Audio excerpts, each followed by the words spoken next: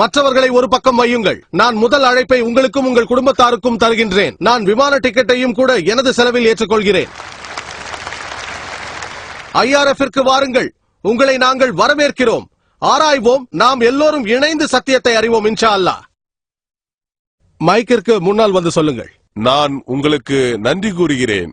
இந்த தருணத்தில் எனது யோசனையை ஏற்றுக்கொண்டதற்காக நான் மீண்டும் நன்றி கூறுகிறேன் டாக்டர் நாயக் அவர்களே. தயவு கூர்ந்து எங்களுக்கு எழுதுங்கள். உங்களுக்கு நான் விமான டிக்கெட்டை அனுப்புகிறேன். அடுத்த கேள்வியை கேளுங்கள் சகோதரரே. எனது பெயர் ராமகிருஷ்ணன்.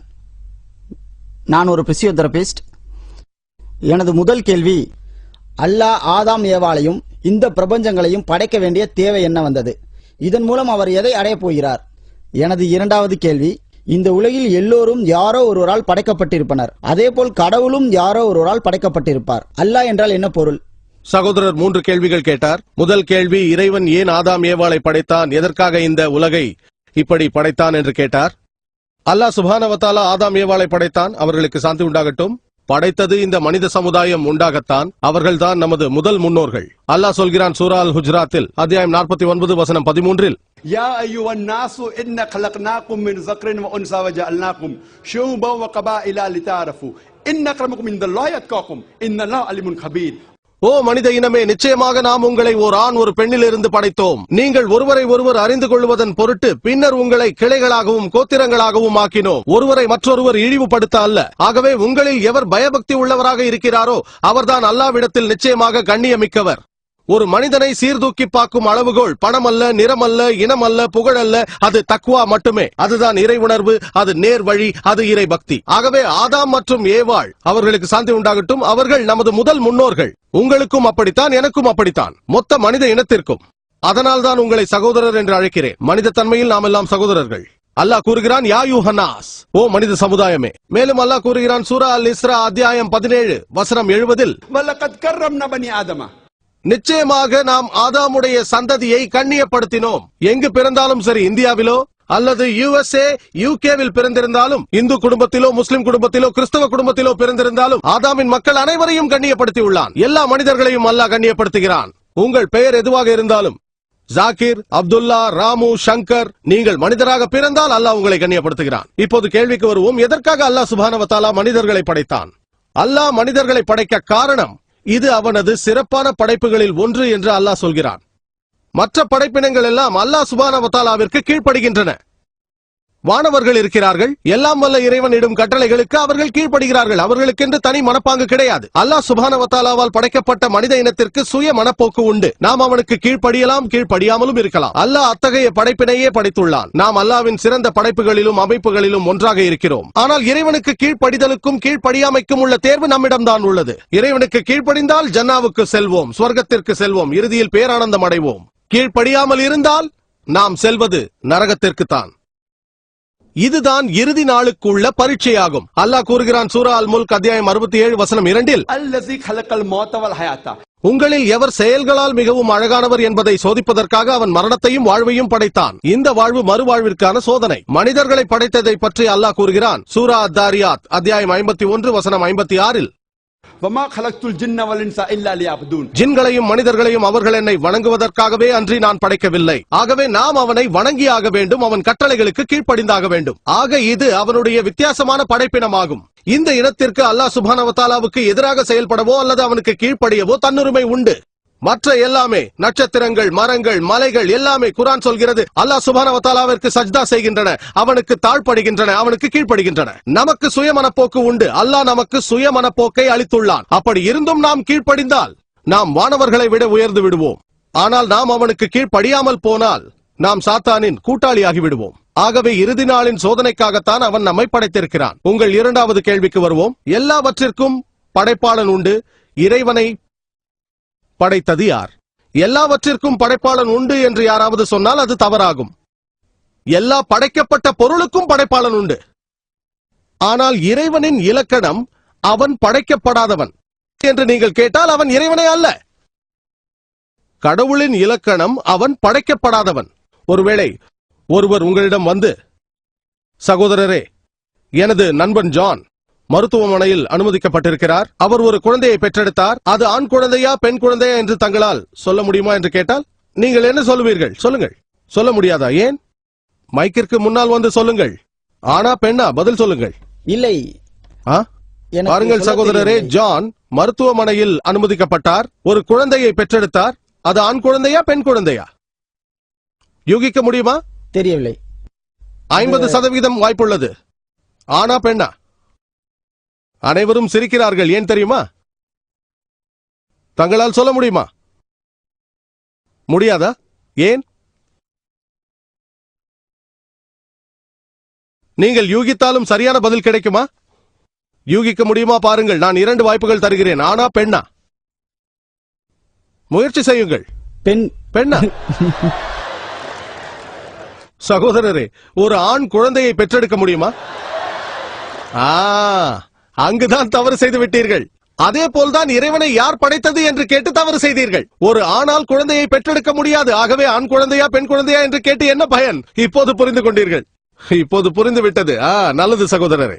ஒரு ஆணால் குழந்தையை பெற்றெடுக்க முடியாது. ஆகவே ஆண் குழந்தையா பெண் குழந்தையா என்று எதற்காக கேட்க வேண்டும்? அதே போல் நீங்களும் இறைவனை யார் படைத்தது என்று கேட்க கூடாது. அல்லாவின் இலக்கணமே படைக்கப்படாதவன். அவனை யார் படைத்தது என்று கேட்டால் அவன் அல்லாவே இல்லை. வலம் யகுல் லஹு குஃபுவன் அஹத். அவனை போல் யாரும் எதுவும் இல்லை. உங்கள் கேள்வியின் கடைசி பகுதிக்கு வருவோம். அல்லாஹ் என்பது யார்? அல்லாஹ் யார்? அல்லாவை பற்றிய சிறந்த விளக்கத்தை தருவதற்கு சூரா இக்லாஸ் அத்தியாயம் 112 வசனங்கள் 1-4 வரை குர்ஆன் சொல்கிறது, குல் ஹு அல்லாஹு அஹத். நீர் கூறுவீராக, அல்லாஹ் அவன் ஒருவனே.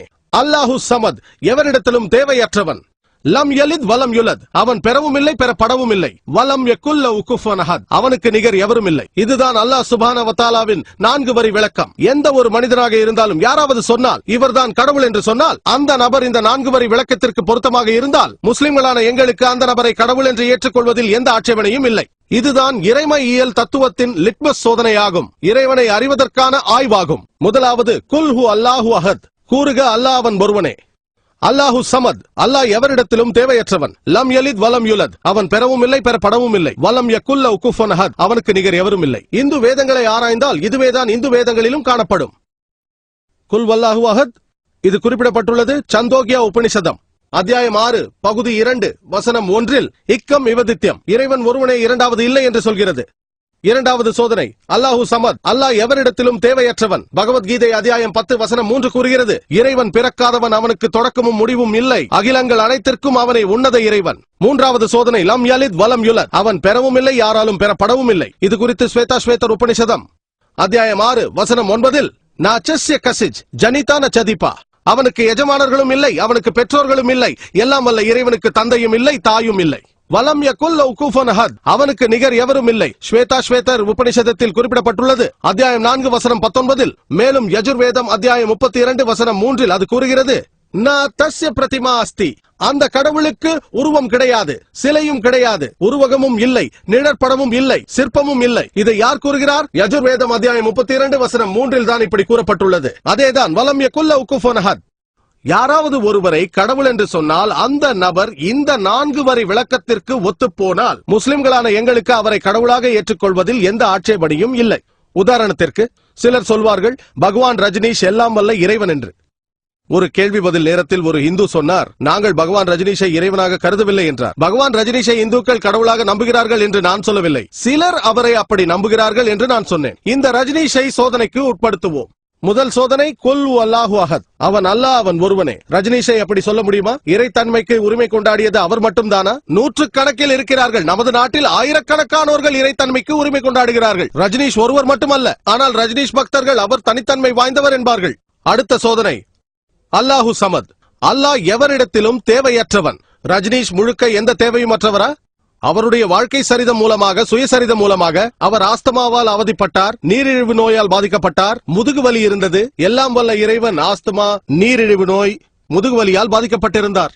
யோசித்து பாருங்கள். மூன்றாவது சோதனை, லம் யலித் வலம் யுலத், அவர் பெறவும் இல்லை பெறப்படவும் இல்லை. பகவான் ரஜினிஷ் மத்திய பிரதேசத்தில் பிறந்தார். அவருக்கு தாயும் தந்தையும் இருந்தார்கள். 1981 அவர் அமெரிக்காவிற்கு சென்றார். அங்கு ஆயிரக்கணக்கானவர்களை குழப்பத்தில் ஆழ்த்தினார். ஆரிகான் மாநிலத்தில் அவர் ஒரு மையத்தை ஆரம்பித்து அதற்கு ரஜினிஷ்புரம் என்று பெயர் சூட்டினார். தனது சொந்த கிராமம். பிறகு அமெரிக்க அரசாங்கம் அவரை கைது செய்து அவரை சிறையில் அடைத்தார்கள். பிறகு அமெரிக்க அரசாங்கம் தனக்கு விஷம் கொடுத்து கொல்ல முயற்சித்ததாக அவர் கூறினார். யோசித்து பாருங்கள், எல்லாம் வல்ல இறைவனை விஷம் கொடுத்து கொல்ல முயற்சிக்கிறார்கள். 1985 அமெரிக்க அரசு அவரை அந்த நாட்டிலிருந்து துரத்தியது. மீண்டும் இந்தியா வந்தார், பூனேவிற்கு சென்றார், தனது ஆசிரமத்திற்கு சென்றார். அதை இப்போது ஓஷோ கம்யூன் என்று அழைக்கிறார்கள். அங்கு நீங்கள் ரஜினீஷின் சமாதிக்கு சென்று பார்த்தால் அங்கு இப்படியாக குறிப்பிடப்பட்டிருக்கிறது: பகவான் ரஜினீஷ் ஓஷோ பிறக்கவும் இல்லை, இறக்கவும் இல்லை.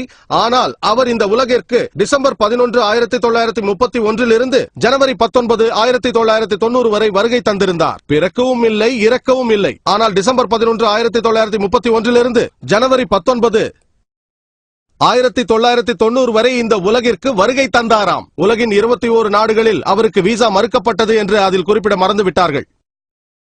எல்லாம் வல்ல இறைவன் இந்த உலகுக்கு சுற்றுலா வந்தார். அவருக்கு விசா மறுக்கப்படுகிறது. சில நாடுகளுக்கு அவரால் போக முடியவில்லை.